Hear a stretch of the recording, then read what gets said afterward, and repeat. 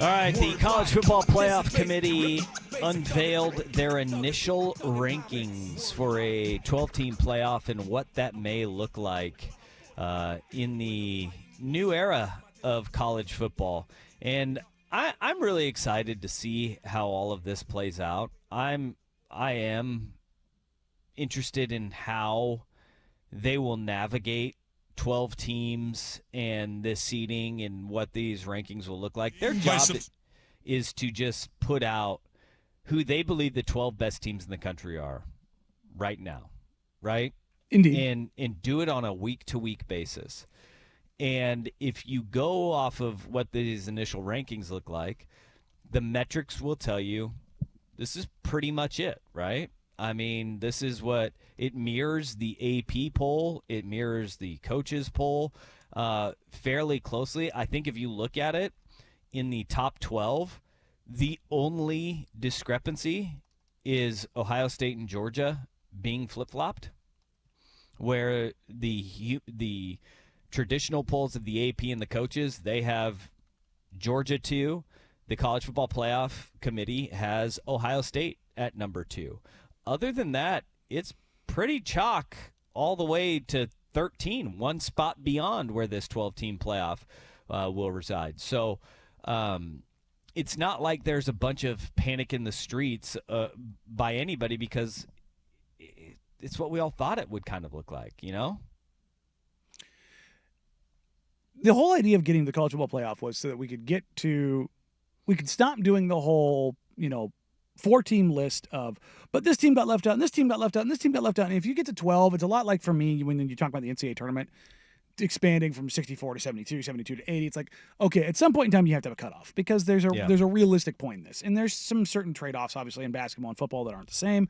But when you're looking at what they did and how they did it, I think everybody came to the same general conclusions. But at the same point, as we kind of alluded to in the opening, where they kind of stuck Boise in all of this, I was kind of, huh? And the same thing with Penn State. I was kind of like, whoa. I wasn't surprised by where Boise is. Really? Why not? No. Because, all right, what is their best win on their record? I think we did this yesterday, right? It was the best win for Boise State right now is Washington State. Yeah. It's Washington State. Who's what, 21st? Yep. Yeah. And I think you can look at every other team, and they have a more quality win, or they are unbeaten, right? I mean, we can knock, Notre Dame all we want right now, but Notre Dame, their one loss to Northern Illinois, which is tongue-in-cheek, they've also beaten Texas A&M, albeit it was in week 1, right? And that game was horrendous. They also have a win over Louisville. So they've got 2 wins over top 25 teams in the playoff committee's eyes. I think that not all wins are created equal, not all losses are created equal, but you can look at it and you could say they've played a tougher schedule than Boise State. They have one blemish, and I do think the way Boise State's loss came is a hell of a lot different than what Notre Dame's looks like, but they don't take, or they're not supposed to, as it were, take into consideration, the beauty of a win or beauty of a loss, right? Injuries are taken into consideration in all of the losses that a team will have, and so I wasn't surprised. Florida State Boise's somewhere at. screaming right now. What I thought. Well, but injuries, that was why Jordan Travis's injury last year is what held Florida State out of the 14 playoff. And they got their asses kicked.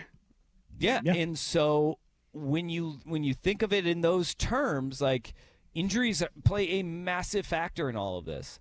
But I think for Boise State, though, where they're at 12, nothing changes in the fact that they're standing as having a seat at the table. They will have that. Hell, the way that this top 12 broke out, they could be hosting a playoff game. If BYU suffers a loss, Boise State is in a position to host, or get a first round bye. Not host, get a first-round bye. Look, I don't think that's actually going to happen. It would be cool if it did. Well, they won't let it happen. No, but which is dumb because even if they deserve it, they're Yes. not going to let it happen. They are 5 spots ahead of Iowa State. Mm-hmm. They are 7 spots ahead of Kansas State, 8 spots ahead of Colorado. If they go through the rest of their schedule and they are impressive in the way that they win and they have a high game control metric, if they are just steamrolling through teams, they're going to get some style points down the stretch because they're going to need to get style points down the stretch. I mean, I wouldn't be all that surprised if that were to happen, because who the hell knows in the Big 12? How many good teams are there in the Big 12 right now? There's ranked teams. Yeah, How many of them are good? It's super inconsistent. Is sure. the Big 12 right now even what the Pac-12 had been regarded as the last several seasons? No, exactly. No. So why is it that all of a sudden, like, their conference champion deserves a spot in this top 4? And I'll say the same for the ACC, because neither one of them, I don't believe, are the same as even parallel to what the Pac-12 was last season. Your top 12 right now are Oregon 1, Ohio State 2, Georgia 3, Miami sitting at 4th, Texas 5th, Penn State 6th, Tennessee 7th, Indiana 8th, BYU 9th, Notre Dame is 10th, Alabama's 11th, and Boise State is 12th. The next 4 that would be in the, that first 4 out would be SMU, Texas A&M, LSU, and Ole Miss. Okay? This weekend, you guys know what game is coming up this weekend? What do we got?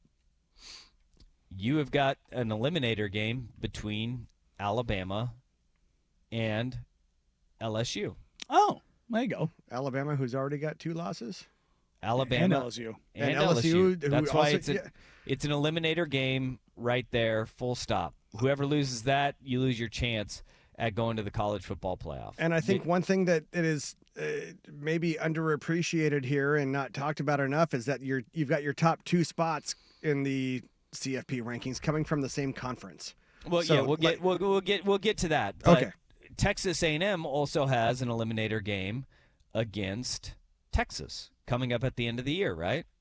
They suffer their 3rd loss of the year. They're out of it. They go.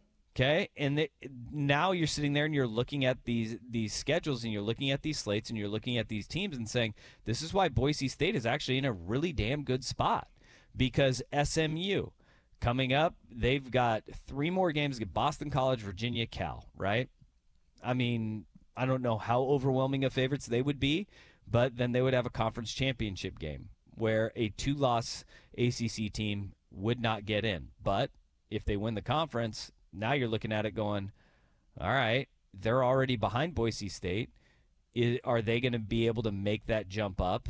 Their win would be over a Miami team, and if Miami's undefeated at that point, then you go, yeah, they would be deserving of jumping up and being a team that would get a first-round bye.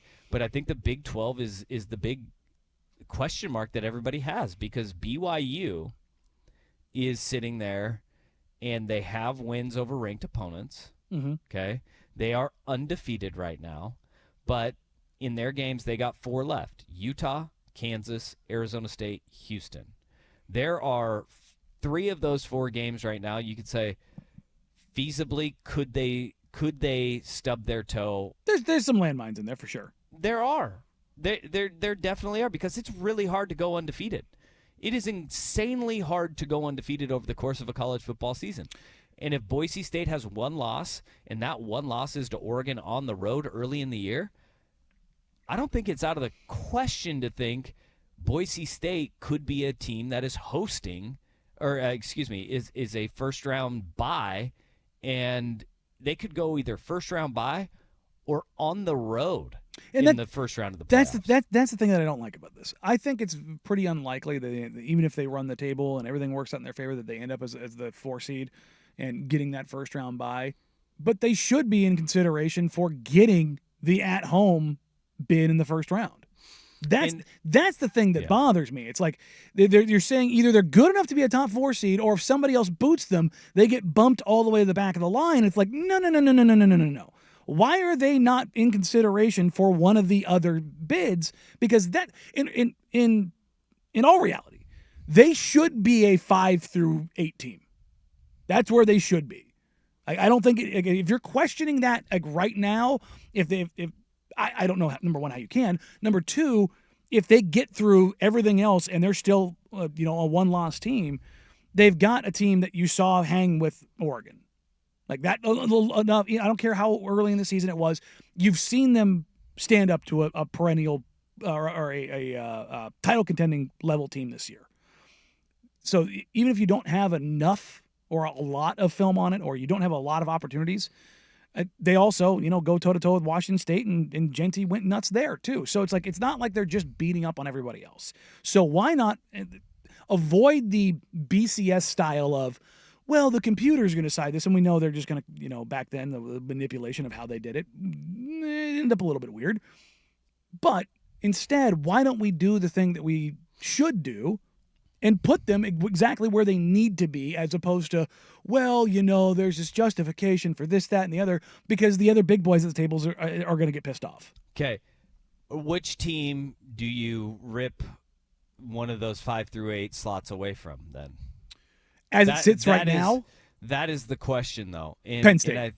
It's Penn State, because Texas is one of the most – you watch Texas and you say – that is one of the most talented teams in the country. I still think 30-15 to Georgia. Some of their wins that they were hanging their hat on early have not turned out to be great wins, quality wins. See Michigan, but they'll have an opportunity at the end of the year to get one against Texas A&M, and at the end of the year means a whole heck of a lot more than what happens at the beginning of the year. And right? an SEC title game. Tennessee, I think you watch Tennessee and you go, "Yep, that's one of the best teams in the country." Indiana, currently unbeaten right now. We're going to find out a lot about Indiana over the next couple of weeks. They get Michigan and Ohio State in their next two games. So we'll see kind of where Indiana is.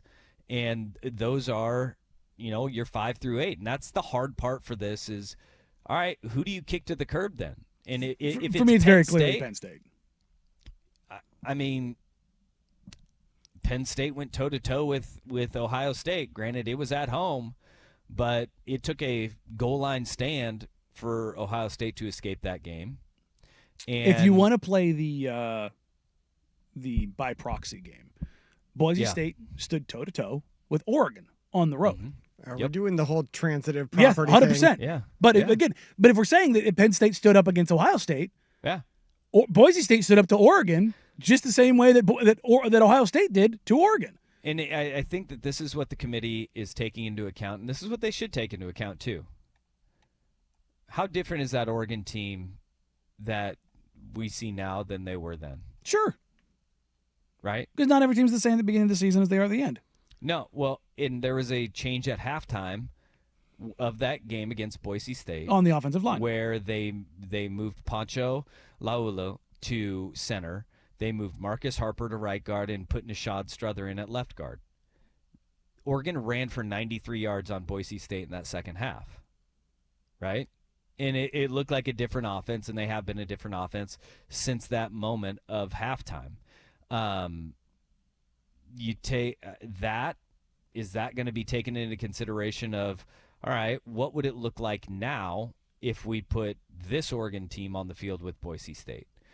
And that's the really hard part about evaluating Boise State. I still think there is a pathway for them to get a first-round bye, but I think the reality of it is these other teams are going to have measuring stick games down the stretch where we are going to see them prove that, hey, we may not win the conference and get a first-round bye, but at the same time, we're deserving of hosting as well. And unfortunately for Boise State, that game doesn't exist for them moving forward.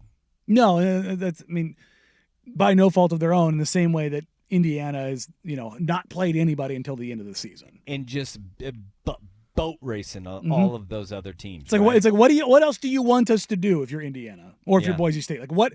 We have a running back who's damn near about ready to break Barry Sanders' all-time rushing record.